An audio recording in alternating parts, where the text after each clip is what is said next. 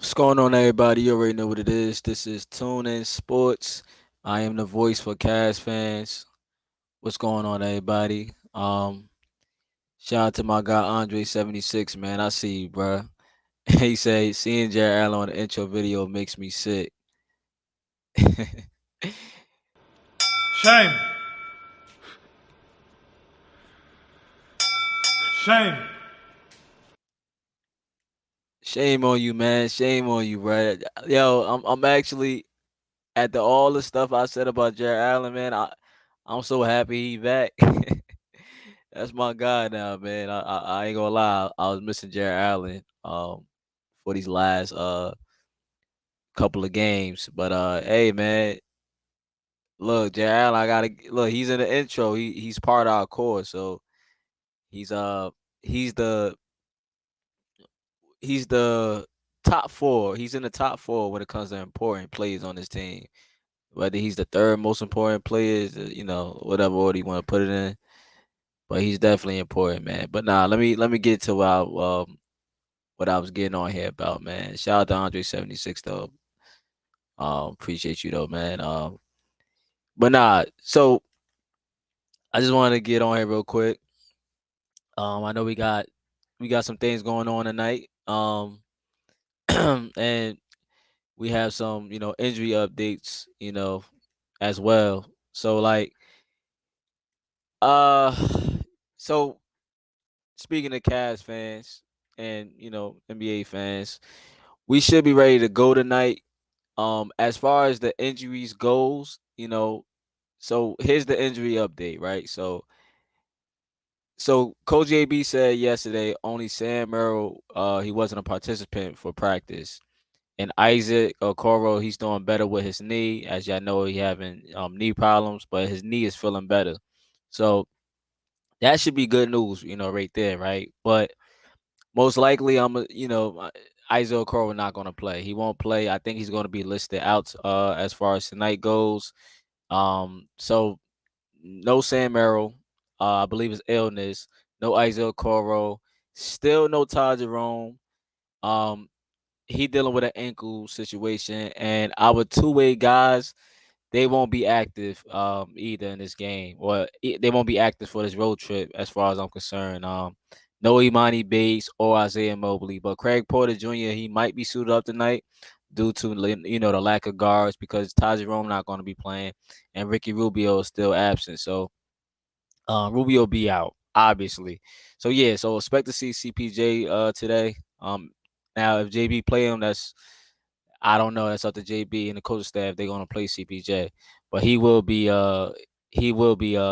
should be suited up for the night. I'm saying, and it's no secret, yo. We probably been hit the most, I think, when it comes to the NBA, when it comes to all these injuries. I feel like maybe there's another team out there, but I think we've been hit the most. But having Jared Allen for the whole preseason, having him like out, and it kind of showed that we needed him, right? And his first game being against the Pacers and Darius Garland too, he was missing our point. So he was missing our point guard and our center. So he missing them two guys. Those are like two of the top most important players. I'm naming that, right. I'm naming that because they are part of the starting lineup. Obviously, they are the most important. Um, and Kaz Levert and Todd Jerome, they was also out, for some time. But like I'm saying that to say this, right? I'm speaking because the outside fans they don't really understand, what's going on. Like they just looking at the standings, so they like, yo, Cleveland not good this year. Like what's going on? Like they not good, but they saying all these things. Oh, how they losing to this team? Don Struess, he's shooting poorly. Mobley not performing. The reasons go on and on. But what I'm saying is like this is to the outside fans not realizing A and B is doing this or not doing that or doing this because C and D is not here or C and D is out. So that's what you got to take in consideration when it comes to watching the Cavs lose these games early in the season. But I just want to play this quick audio real quick. Bear with me one sec. I just want to play this quick audio. Shout out to the guys from the Wine and Go podcast, man. Shout out to my guys over there. Quick audio. Bear with me for a couple seconds.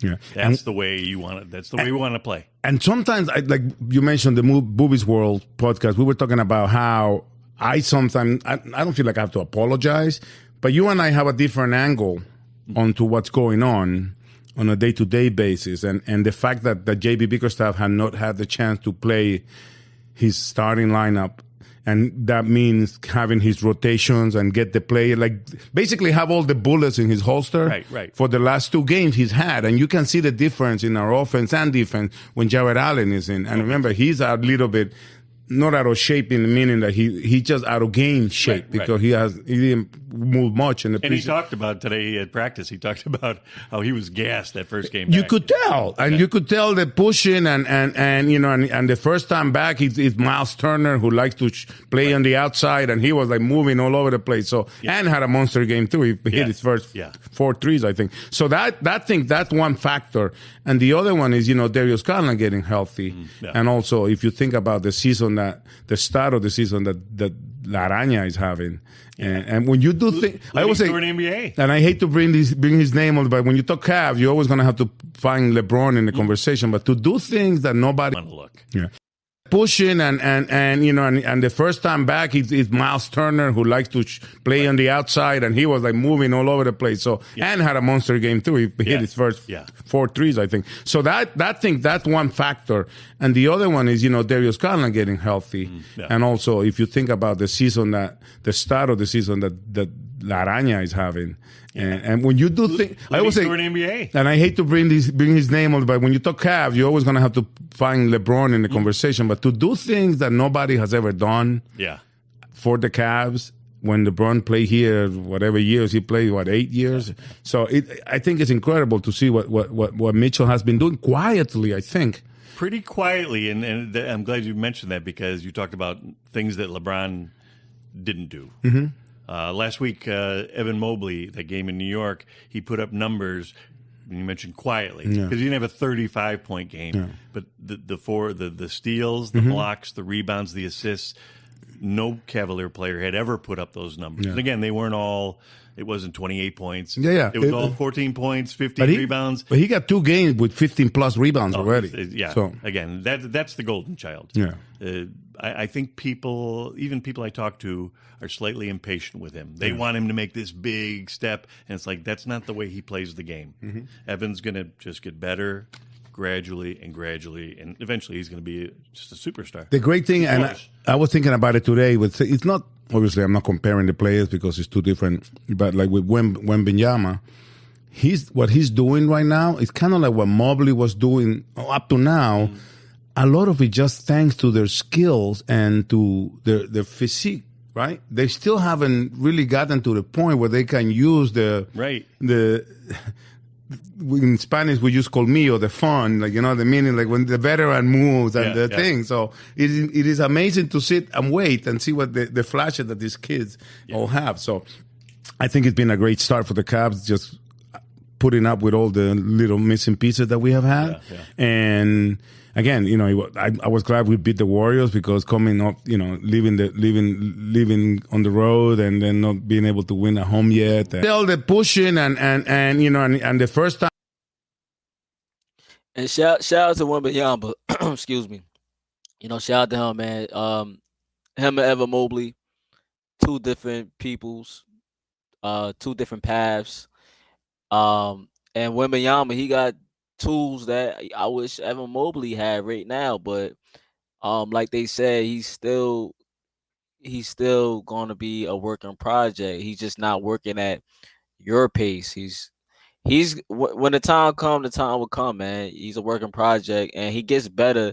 If you watch him, he does get better over a couple games. He always learning stuff new. Now, as far as the leap, I already said in my last couple lives, I said that leap that y'all expecting, don't expect it this year, man. I don't want you to be waiting on something that's not going to happen. It's going to happen. Like, he's going to get better and better, but like he said, he works differently, right? He don't work like that. And you know, and Donovan Mitchell, you know, they didn't want to bring a LeBron name, but yeah, Donovan Mitchell, as long as Donovan Mitchell here, yo, he got some potential to be, one of the greatest Cavs. If as long as he's here, man, he's gonna be. As long as he in Cleveland, bro, he gonna be special, man. He could do some things here, man, and I really hope he can win a championship here. I really do. Um, but like they said, like with the health thing, right? So far the season, it been all about health. It been all about health. Like I won't put too much on the coaching staff, not too much, except for that Pacers game that really rubbed me the wrong way. But like we've been without our guys, and the Cavs been a better road team than home team so far. So that been crazy, right? So we could think that the health, you could pull a health card out for that, but it's always next man up. And like that win versus the Warriors, that was a big win for us. We haven't beat those guys since 2016. That's crazy. And when they put the stat up, I'm thinking like, yo, it been that long. That's crazy. It been that long.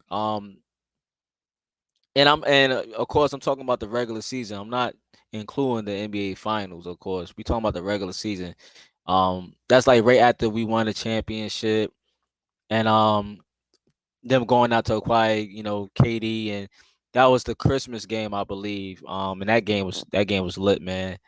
I might have to go back and watch that game. That game was lit, man. But Bron, Kyrie, and RJ having that slam dunk over Klay Thompson.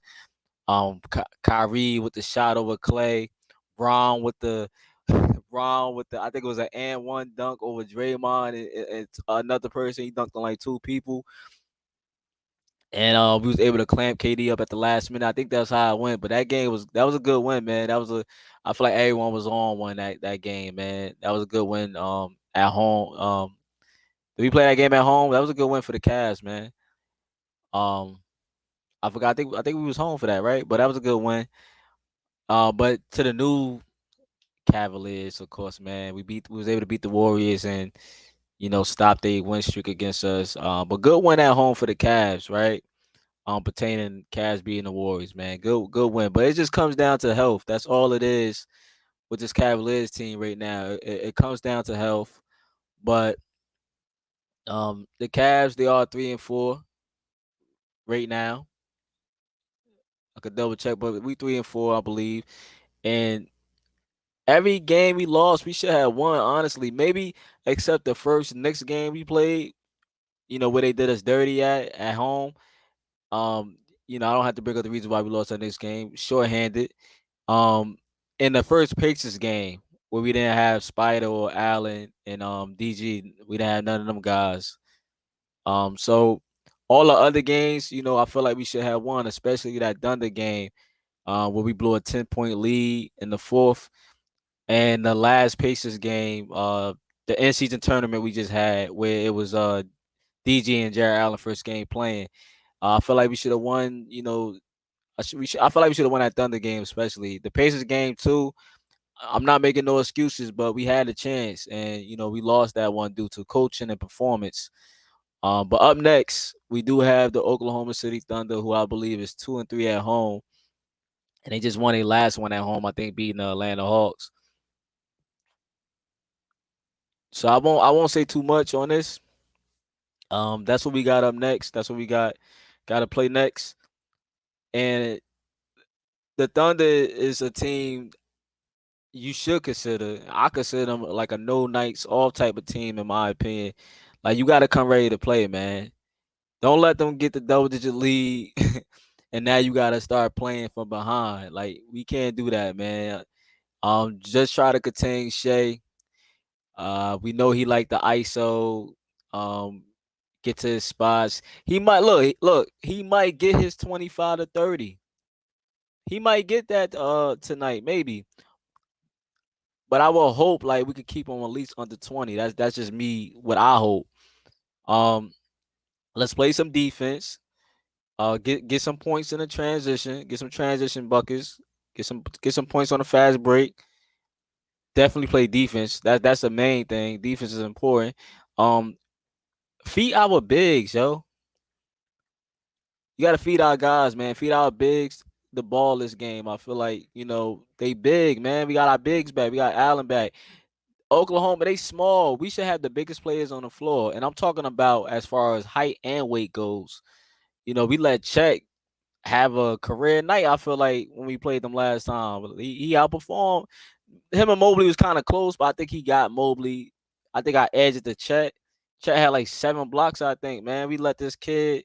He's a rookie. He's not a real rookie, but he's a rookie, man. We let him come in and do his thing. Shout out to Chet, because I think Chet and Wembanyama, those are the rookies of the year so far. I'll still be going with Wembanyama as my rookie of the year, but Chet is right there, right? But let's feed our bigs, man. Our bigs should not start the game out soft. We should dominate from the start. Ev got Jared Allen back now, so I'm looking for a more aggressive, Mobley, man. He was kind of soft when we played them last time in that first half, so I'm looking for a more aggressive Mobley. And hopefully we don't get that female ref calling the game, man. I hope that female ref is not calling this game. Shame. Shame. I forgot. I forgot her name. I know her name. I know her name. But I see it. But I hope she's not refereeing this game, bro. I'm not even going to be political. I'm not being political. She was trash, yo. She need to go back to training or something. Like like the other female who went viral that was calling the I forgot what game she called for us. It could have been a mixed game, but it was the other female that called the she went viral with the Mavericks game with Luca. Y'all remember that? She was like Luca was talking to her. I think it was the Mavericks game, but she cool. I have no problem with her. But that other referee, yo, from last time when we was at home, that's crazy. She was hot garbage. She was garbage. Shame. Shame. Yo, she was garbage, man. How you don't call a foul? Isaac Okoro he was leaking blood. Chet then stepped on his head, like, and the foul went on him. Like, he didn't knocked him out. Like, he got knocked out by like 2 people, and they still like that game was nasty, man. That game was nasty. It wasn't just her though. All the referee staff in that night was garbage. It wasn't just her. I won't, but she was terrible, in particular. Like she ain't know what she was doing. It looked like you said on bash the officials come. Nah, man, I'm not being political about that, yo. That was bad refereeing, man. That was bad. Like usually I'll be nah. That was bad. That was bad, man. They can't do nothing to me. I can speak for my team. My team can't. My team could keep quiet about it, but I could speak up. They can't do nothing to me. They'll do something to my team though. But I'm speaking up, bro. That was like a couple games ago. But that girl, you know who I'm talking about too. Yo, Bub, you know exactly who I'm talking about. It's that I forgot her name, man. But you know who I'm talking about, yo. She be going crazy, like she don't know what she doing. I like the other referee though. But like I said, it wasn't just her though. It was the whole staff that night. And then when we went to New York, it was a little it was referee better. Like I didn't have that much problem with the New York referees. These officials be making up rules on the spot. Yeah, I swear, bro. I swear that the late calls. I really hate when they do the late calls too. Like they try to see and wait what's going to happen. Man, they are crazy. I mean, I'm not a referee, but they got a tough job to do, right? But some of the calls is just like you can't be serious. But shout out to the good referees though, man. Shout out to the good ones. But OKC, we got OKC next up. I think we should outscore them. I think we should outscore them in the paint and win a rebounding battle with everyone being healthy. Not everyone being healthy, but our main guys being back.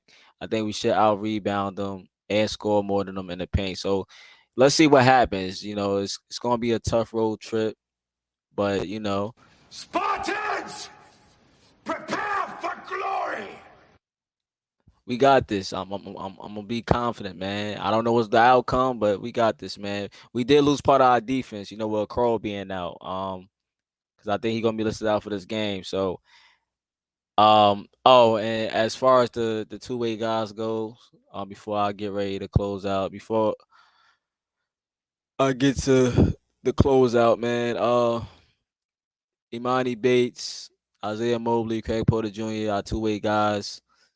Now when I say I say two-way, obviously I'm talking about two-way contracts. But as far as they go, uh, they won't be active either. As far as Emoni Bates and Isaiah Mobley, like we spoke about this for weeks. They want Emoni with the charge. So I told you, if you really wanted to see Emoni play, if you wanted to see him actually get minutes this season, I told him, I forgot who I think I told Ahmed that. I said, yo, go watch some charge games. I said, you're gonna see him play in the charge. Like you definitely see him jack up some shots. He ain't gonna be doing that with the Cavs. So if you really want to see him play and not be at the end of the bench and wait on JB to call his name, go watch some charge games. I said that a couple lives ago, and that's what it looked like it's about to happen. It looked like him and Isaiah is going to be getting reps down with the G League Charge team, the Cleveland Charge. Craig Porter Jr. would not be with them as far as as far as I know right now. He's not going to be with them. He should be on his road trip. He should be suited up for today, I believe. But Isaiah and Emoni Bates, they will be with the Charge team. That's what it looked like, because they're not with the team. They're not gonna be active for the night. So they want our two-way guys, especially Emoni Bates, to get basketball reps with the Charge, which is a good thing. It's only a bad thing, only if you're thinking about the other guys being out. How many bodies we'll need. We're gonna be, I guess, limited bodies. It's not like JB play our guys a lot anyway. He play a certain, he run his low 9-man rotation anyway, but that's the only bad thing if you're looking at it from that aspect, with the guys being out. So we only going to have about maybe 11 to 12, active guys for this road trip, I believe. So yeah, man. OKC is up next though. Today.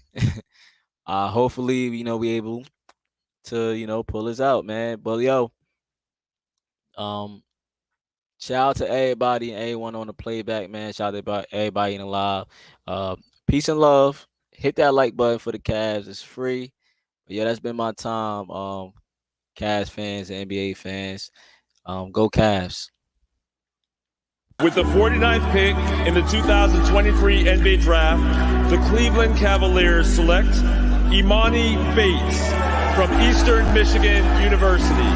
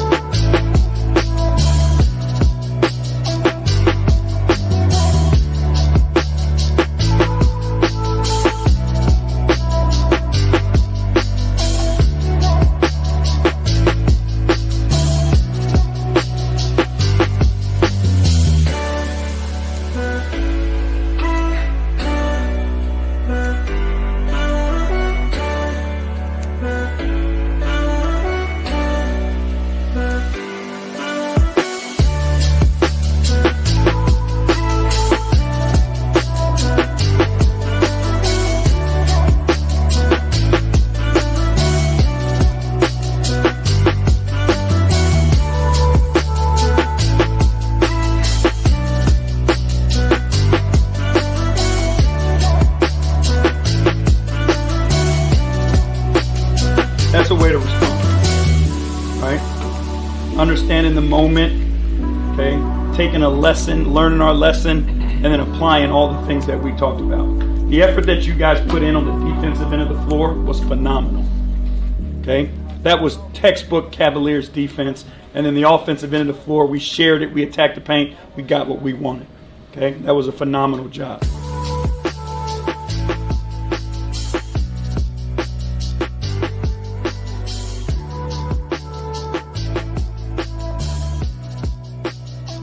Congratulations to this group, okay, for achieving something as a unit that we've never done before, okay? But we ain't done yet.